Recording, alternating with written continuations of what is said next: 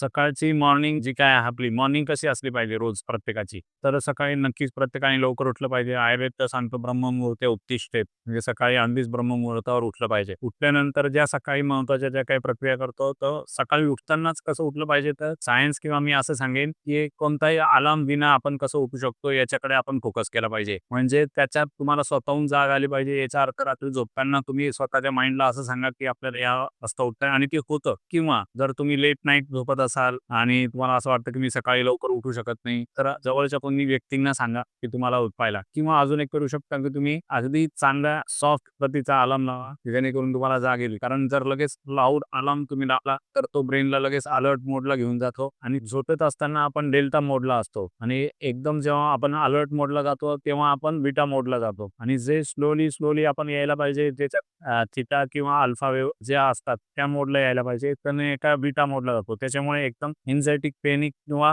एन्झायटिक feeling येऊ शकते. त्याच्यानंतर मोबाईल डायरेक्ट हातात घेतल्यामुळे पण ब्रेन डायरेक्ट ॲक्टिव्ह होतो. पर्यायाने कॉर्टिसॉल लेव्हल एकदम हाय साईडला येऊन आपल्यात जे इम्पेशन्स किंवा अँक्झायटी ह्या प्रकारचं प्रमाण वाढू शकतं किंवा जे ॲक्टिव्ह मोडला जातं. त्याच्यामुळे रिलॅक्सली पहिले अर्धा तास बिलकुल मोबाईलला हात लावायचा नाही. अगदी हलक्या पद्धतीचे काही प्राणायाम सकाळी उठून करू शकता. त्याच्यानंतर लगेच आपण उजेडात गेलं पाहिजे. उजेडात किंवा सूर्याचा प्रकाश अंगावर घेतला पाहिजे. जेव्हा सूर्यप्रकाश अंगावर येतो, त्याचा जो डोळ्यांवर पण येत असतो. त्याच्यात आपल्या सगळ्यात महत्त्वाचं आपण कर्केडियन सायकल असते. कर्केडियन सायकल आणि नेचर सायकल म्हणू शकतो आपण त्या. त्या नेचर सायकल किंवा कर्केडियन सायकलच्या झोनमध्ये आपण शरीराला मॅच करत असतो. हे करत असताना मागेच आपण आयुर्वेदाने जे कोटेशन सांगितले, "धी देरिमा आत्मादि विज्ञानम मनोऔषधोपरम." आत्मविज्ञान म्हणजे आपण जेव्हा प्राणायाम आणि ध्यान करतो, त्या ध्यानात आपण कोण आहोत आणि आपल्याला काय करायचं आहे, याचं आपण एक रूपरेषा आपण आखू शकतो, की आपल्याला दिवसभरातून काय करायचंय. आपले जे लाँग टर्मचे गोल्स, शॉर्ट गोल्स याला अचीव्ह करण्यासाठी तुमची रूपरेषा दिवसभराची आखू शकतो. याच्या जोडीला प्राणायाम आणि व्यायाम